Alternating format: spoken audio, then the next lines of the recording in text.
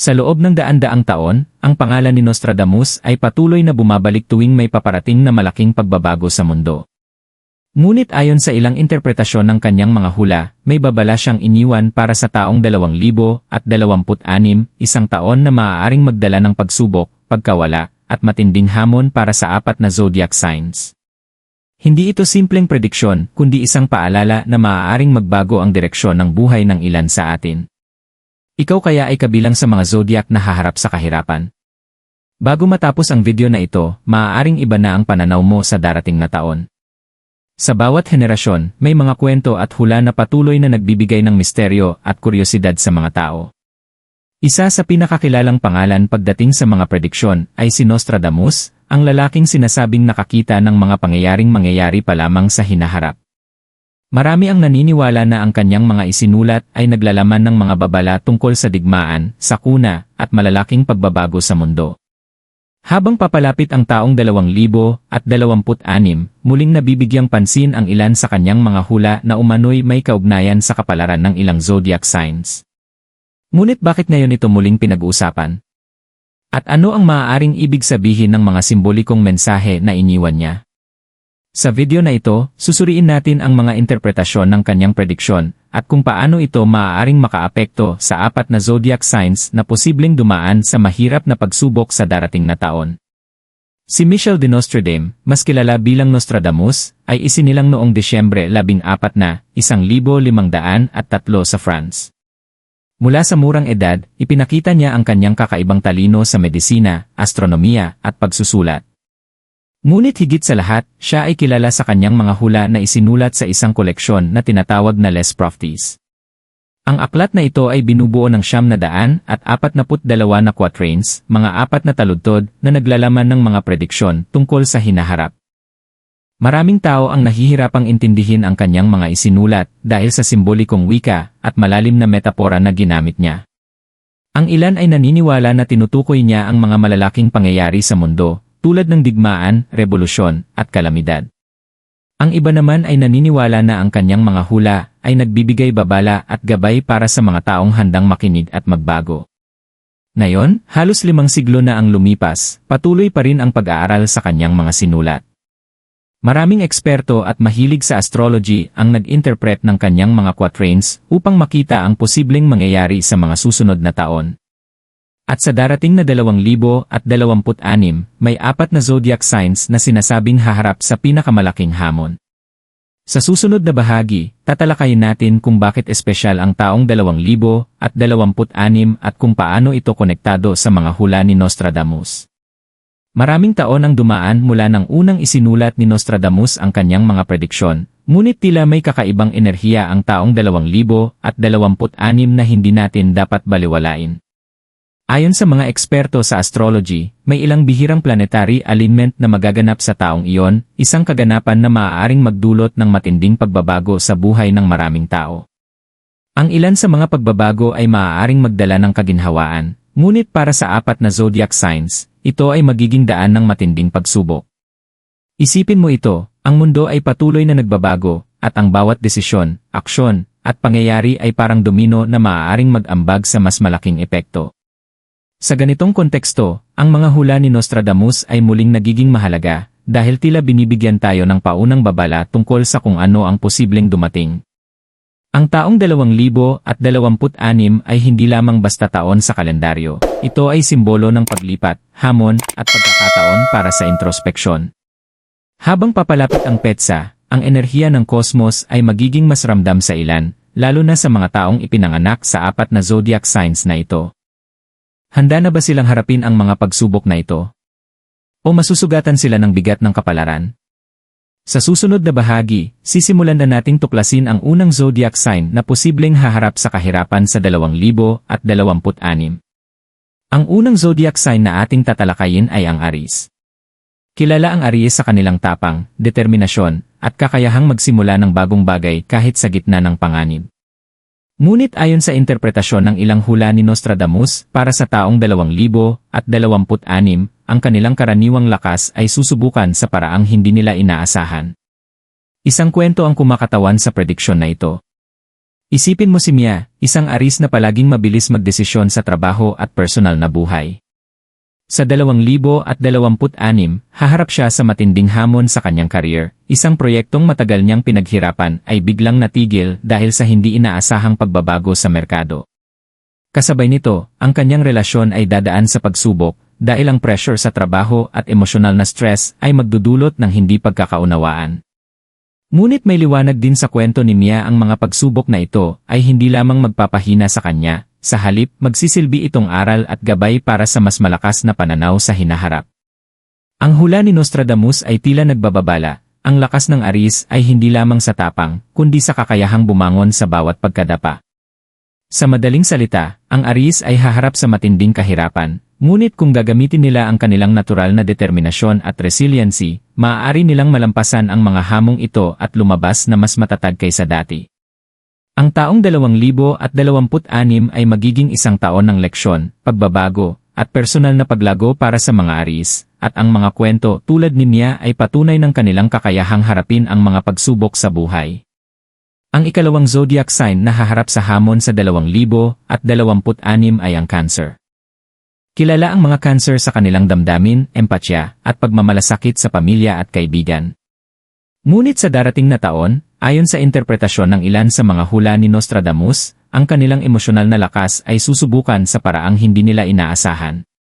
Isipin mo si Rafael, isang Cancer na laging inuuna ang kapakanan ng iba bago ang sarili.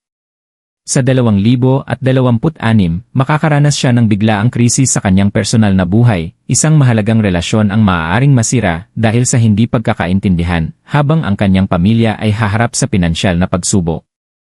Ang pressure na ito ay magdudulot ng matinding emosyonal na bagyo na maaaring magpahina sa kanyang tiwala sa sarili. Ngunit sa gitna ng unos, may pagkakataon ding lumakas. Ang hula ni Nostradamus ay nagbababala na ang Cancer ay dapat matutong magtakda ng hangganan at unahin ang sarili, kahit na mahirap ito para sa kanilang likas na mapagmalasakit na kalikasan. Ang kwento ni Rafael ay isang halimbawa kung paano ang matinding hamon ay maaaring maging daan para sa personal na paglago at mas malalim na pag-unawa sa sarili at sa iba. Ang taong 2026 para sa mga Cancer ay magdadala ng emosyonal na roller coaster, puno ng tensyon, pagkabigo at matinding hamon. Ngunit kung matututo silang pahalagahan ang kanilang sariling pangangailangan at humingi ng suporta sa tamang oras, maaari nilang malampasan ang unos na ito at lumabas na mas matatag, mas maalam, at handa sa mas maraming pagsubok sa hinaharap. Ang ikatlong zodiac sign na posibleng haharap sa matinding pagsubok sa 2026 ay ang Capricorn. Kilala ang mga Capricorn sa kanilang disiplina, determinasyon, at matibay na pananaw sa buhay. Ngunit ayon sa interpretasyon ng ilang hula ni Nostradamus, may darating na hamon na susubok sa kanilang kakayahang magplano at magpatuloy sa kabila ng biglaang pagbabago. Isipin mo si Elena, isang Capricorn na laging maayos ang plano sa trabaho at personal na buhay. Sa 2026, isang hindi inaasahang pangyayari, tulad ng malaking pagbabago sa kumpanya o proyekto, ang maaaring makasira sa kanyang maingat na pinaghirapan. Kasabay nito, ang kanyang emosyonal na mundo ay maaaring maapektuhan dahil ang mga taong malalapit sa kanya ay maaaring magkaroon ng sariling problema na magdadala ng stress at tensyon. Ngunit sa gitna ng kaguluhan, may mahalagang aral. Ang hula ni Nostradamus ay tila nagsasabing ang Capricorn ay dapat matutong mag-adjust at tanggapin ang hindi inaasahang pagbabago. Ang kakayahang maging flexible at bukas sa alternatibong solusyon ay magiging susi para malampasan ang hamon.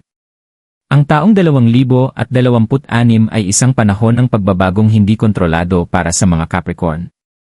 Sa halip na matakot sa hindi inaasahang pangyayari, dapat nilang gamitin ang kanilang likas na determinasyon at katalinuhan upang harapin ang mga hamon ng may tapang at stratehiya. Ang kwento ni Elena ay patunay na kahit ang pinakamatitibay na plano ay maaaring masira, ngunit sa tamang pananaw at aksyon, ang Capricorn ay laging may paraan upang muling bumangon at magpatuloy sa landas ng tagumpay. Ang ikaapat at huling zodiac sign na haharap sa pinakamalaking hamon sa 2026 ay ang Pisces. Kilala ang mga Pisces sa kanilang sensitivity, intuition, at kakayahang madama ang damdamin ng iba. Ngunit ayon sa interpretasyon ng ilang hula ni Nostradamus, ang taong ito ay maaaring maging pinakadramatiko at emosyonal sa lahat para sa kanila, dala ng mga pangyayaring hindi nila inaasahan. Isipin mo si Lila, isang Pisces na laging sumusunod sa kanyang puso at kumikilos base sa kanyang intuition. Sa darating na taon, haharap siya sa sunod-sunod na pagsubok, ang kanyang pinansyal na seguridad ay maaring maapektuhan ng biglaang pagbabago sa ekonomiya, habang ang kanyang personal na relasyon ay dadanas ng tensyon at hindi pagkakaunawaan. Ang bigat ng sitwasyong ito ay maaaring magdulot sa kanya ng labis na stress, pagkalito, at takot. Ngunit sa gitna ng unos, may mahalagang mensahe ang hula. Ang Pisces ay dapat matutong magtiwala sa sarili at huwag lamang umasa sa ibang tao. Ang pagiging matatag at ang pag-prioritize sa sariling kalusugan at emosyonal na katatagan ay magiging susi upang malampasan ang hamon. Ang kwento ni Lila ay nagpapakita na kahit ang mga taong natural na mapagbigay at sensitibo ay may kakayahang tumayo at lumaban sa mga pagsubok. Ang taong 2026 ay magiging pinakamahigpit at pinaka-emosyonal na taon para sa Pisces, puno ng mga aral at mahahalagang desisyon na hahubog sa kanilang hinaharap.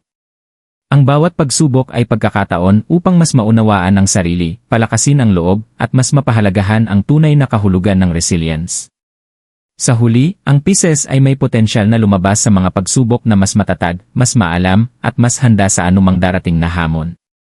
Habang papalapit ang taong 2026, mahalaga para sa bawat isa, lalo na sa 4 na zodiac signs na tinalakay natin, na maging handa sa darating na mga hamon.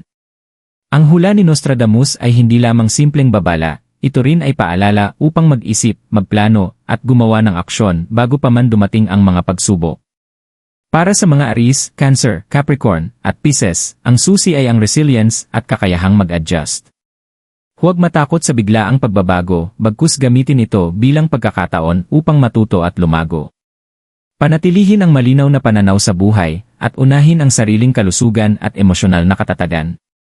Mahalaga ring humingi ng suporta sa pamilya, kaibigan, o sa mga taong pinagkakatiwalaan, dahil sa panahon ng pagsubok, ang mga koneksyon na nagbibigay ng lakas ay hindi matatawaran. At higit sa lahat, manatiling positibo at bukas sa mga aral na dala ng bawat hamon.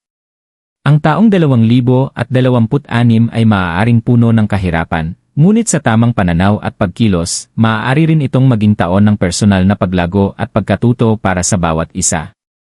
Sa pagtatapos ng ating paglalakbay sa mga prediksyon ni Nostradamus para sa taong 2026, malinaw na ang 4 na zodiac signs, Aries, Cancer, Capricorn, at Pisces, ay haharap sa mahihirap na hamon at pagsubok. Ngunit tandaan, ang bawat pagsubok ay may dalang aral at pagkakataon upang lumakas at mas maging handa sa hinaharap. Ano ang iyong natutunan mula sa mga kwento ng Mia, Rafael, Elena, at Lila? Sa darating na taon, ang pinakamahalaga ay ang maging handa, magtiwala sa sarili, at huwag matakot sa pagbabago. Kung gusto mong malaman pa ang iba pang prediksyon at mga tips para sa iyong zodiac, huwag kalimutang i-like ang video, mag-subscribe, at i-click ang notification bell. Sabihin sa comments, alin sa 4 na zodiac ang pinakakaugnay sa iyong buhay sa 2026 at ibahagi ang iyong sariling karanasan at pananaw.